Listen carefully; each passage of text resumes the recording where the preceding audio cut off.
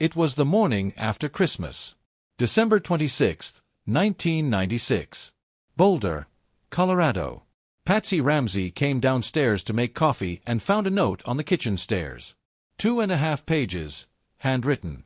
It demanded $118,000 for the safe return of her daughter. JonBenét was missing. Patsy called 911. Police arrived. Friends came to the house. The morning stretched into hours. And then, at around 1 o'clock in the afternoon, nearly 8 hours after the ransom note had been found, John Ramsey went to search the basement with a family friend.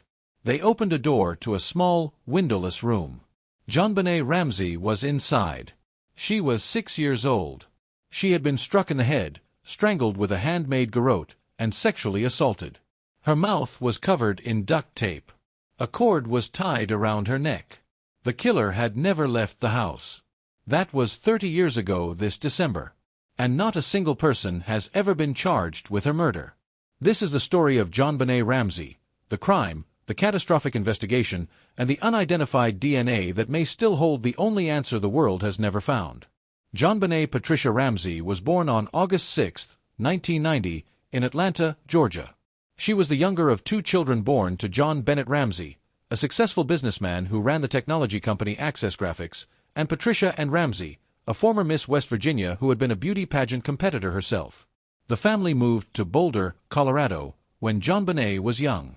They lived in a large, comfortable home in the upscale University Hill neighborhood, a few blocks from the University of Colorado campus. JonBenét was, by every account from those who knew her, an energetic, affectionate, funny child who loved performing. She had followed her mother into the world of child beauty pageants, winning titles including Little Miss Colorado, America's Royale Miss, and National Tiny Miss Beauty. She was photogenic. She was charismatic. She was 6 years old. She had an older brother named Burke, who was 9 at the time of her death, and who was asleep in the house the night she was killed. In the week before Christmas 1996, JonBenét had ridden on a float in Boulder's Christmas parade, with her name displayed along the side. Her father later said that may have been a mistake, that it may have put her in the wrong person's sight. On Christmas Day 1996, the Ramsey family attended a dinner party at a neighbor's home. They returned late that evening. Patsy put JonBenét to bed. The family settled in for the night. Sometime in the hours that followed, while the house was dark and the family slept, JonBenét was taken from her bed, carried to the basement, and killed. At approximately 5:52 a.m. on December 26th, Patsy Ramsey came downstairs and found the ransom note on the kitchen stairs. She called 911 immediately. On the recording, her voice is frantic, barely coherent. The note was 2.5 pages long, an unusually lengthy document for a ransom demand. It was written on paper from a notepad belonging to Patsy Ramsey. It used a pen found in the Ramsey home. It demanded exactly $118,000, coincidentally, almost precisely the amount of John Ramsey's recent Christmas bonus from Access Graphics. It was signed with the initials SBTC, the meaning of which has never been definitively established. Boulder police arrived. And from the very beginning, the investigation was plagued by decisions that investigators would later describe as catastrophic errors. The house was not immediately secured as a crime scene. Friends and family members moved freely through the rooms.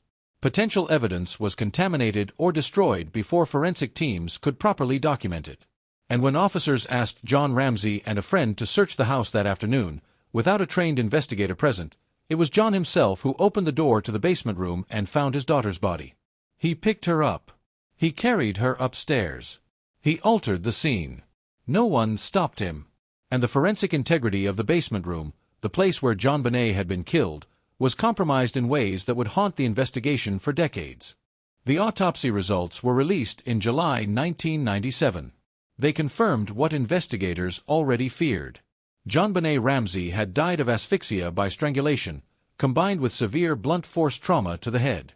The garrote used to strangle her, a cord wrapped around a wooden handle, had been fashioned from materials found within the Ramsey home. A piece of rope found in a guest bedroom, which the Ramseys said did not belong to them, had also been present. There was evidence of sexual assault. She had also suffered a skull fracture, a blow to the head of such force that her skull was cracked. Investigators later determined that the head blow had likely occurred first, rendering her unconscious before she was strangled. Unidentified male DNA was found under JonBenét's fingernails and on the waistband of her underwear. This DNA was tested immediately and definitively excluded every member of the Ramsey family, including John, Patsy, and 9-year-old Burke. Investigators kept that DNA result secret from the media and the public for months, even as they continued to focus suspicion almost entirely on the Ramsey family. What followed the discovery of JonBenét's body was one of the most ferocious media-feeding frenzies in the history of American true crime. The images of a 6-year-old girl in pageant makeup, evening gowns, and high heels, images that the media ran on a continuous loop, sparked a national conversation about child pageants, about exploitation, and about the kind of parents who would enter their daughter in such competitions. Much of that conversation was deeply unfair. JonBenét, by all accounts from those who knew her, loved performing. But the pageant images provided a ready-made narrative, and the media was not inclined to resist it. John and Patsy Ramsey were tried by television. Experts appeared on cable news shows to analyze their body language, their 911 call, their behavior at the funeral. Theories circulated widely that Patsy had killed JonBenét in a rage over a bedwetting incident, that the ransom note had been written by Patsy herself, that the family had staged the entire scene. None of these theories were supported by the physical evidence. But the damage to the Ramseys, who were grieving the murder of their 6-year-old daughter, was profound and lasting. John Ramsey, now 80 years old, has spoken publicly about the toll of those decades under suspicion. "Our big frustration almost from day one," he told CNN, "is that we knew the police did not have the capacity or the capability or the experience to deal with this case." In 1997, the Boulder District Attorney brought in a retired homicide detective named Lou Smith to assist with the investigation. Smith was legendary, a Colorado Springs detective with an extraordinary record of solving murders. His gut told him the Ramseys had done it. Then he followed the evidence. The more Smith examined the crime scene, the more he became convinced that Boulder police had the wrong suspects entirely. He identified a broken basement window with a suitcase positioned beneath it on the inside, which he believed an intruder had used to enter and exit the house. He pointed to marks on JonBenét's face and back that he interpreted as stun gun wounds, evidence of a weapon used to subdue the child before moving her to the basement. And he pointed, again and again, to the unidentified male DNA found on the child's clothing. That DNA, Smith argued, came from the killer. And the killer was not in the Ramsey family. Smith resigned from the official investigation in 1998, publicly stating his disagreement with the direction Boulder police were taking. He continued working the case independently, on his own time, for the rest of his life. Before his death in 2010, Smith compiled a spreadsheet of dozens of suspects. He told those close to him, "Please don't let this die." In July 2008, nearly 12 years after JonBenét's murder, newly advanced DNA testing was applied to the original evidence from her clothing. The results produced a complete DNA profile from an unknown male. It did not match anyone in the Ramsey family. It did not match any suspect who had ever been investigated. Boulder District Attorney Mary Lacey issued a formal statement. "The Boulder District Attorney's Office," she wrote, "does not consider any member of the Ramsey family, including John, Patsy, or Burke Ramsey, as suspects in this case." It was a formal apology for 12 years of suspicion that had destroyed a family's public life. Patsy Ramsey never received it. She had died of ovarian cancer in June 2006, at the age of 49, having never been charged with any crime, having never seen her daughter's killer brought to justice, and having spent the last decade of her life under a media cloud she could never fully escape. John Ramsey, now in his 80s, has continued to advocate publicly for his daughter's case. He has urged Boulder police to submit the unidentified DNA to genetic genealogy testing, the same technique that identified the Golden State Killer in 2018, to trace it through familial databases and find the unknown male. As of 2025, Boulder police say they continue to follow every lead. The case remains officially open. Over the years, a parade of suspects passed through public attention. A neighbor who had dressed as Santa Claus at the Ramsey home during several Christmas parties was investigated. No evidence linked him to the crime. A convicted sex offender named Gary Oliva, who lived near the Ramsey home in 1996 and had photographs of JonBenét in his possession when he was later arrested, was investigated. His DNA did not match the profile found on JonBenét's clothing. He was ruled out. In 2006, 10 years after the murder, came the most bizarre development in the case's history. A schoolteacher named John Mark Carr, living in Thailand while fleeing child pornography charges in the United States, sent a series of emails to a journalism professor at the University of Colorado who had been making a documentary about the case. In those emails, Carr described violent interactions he claimed to have had with JonBenét. He eventually confessed, claiming he had drugged her, sexually assaulted her, and accidentally killed her.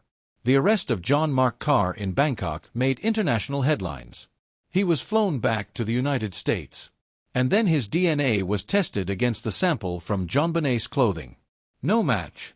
Carr had confessed to a murder he did not commit. He was released. The unknown DNA remained unidentified. In November 2024, Netflix released a 3-part documentary, Cold Case, Who Killed JonBenét Ramsey, directed by Academy Award-nominated filmmaker Joe Berlinger. It featured extensive interviews with John Ramsey, former investigators, journalists, and private detectives who had worked the case across 3 decades. Berlinger's conclusion, stated directly on camera, is that the Ramsey family had nothing to do with JonBenét's death. There is zero chance, he said, that the family had anything to do with this horrendous crime. The documentary renewed public interest and generated tens of thousands of new tips to investigators. Whether any of those tips will ultimately crack the case remains to be seen. December 26, 2026, will mark exactly 30 years since JonBenét Ramsey's body was found in that basement room.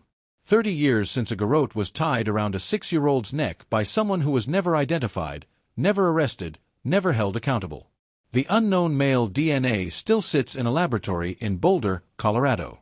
Somewhere in the United States, possibly still alive, possibly dead, is the person whose profile matches it. The answer may always have been right there, waiting for the right technology, the right decision, and the right moment. JonBenét Patricia Ramsey was born on August 6, 1990. She died on the night of December 25, 1996. She was 6 years old. She is buried in Marietta, Georgia, next to her half-sister who had died in a car accident 4 years before her. Her mother is buried beside her. 3 decades later, the case remains unsolved. The DNA remains unmatched. The killer remains unknown. JonBenét Ramsey deserved justice when she was 6 years old. She deserves it still. If you have information about this case, you can contact the Boulder Police Department. After 30 years, every tip still matters. Subscribe to Quick Crime Vault. Every case in this vault deserves to be told completely. We'll see you in the next vault.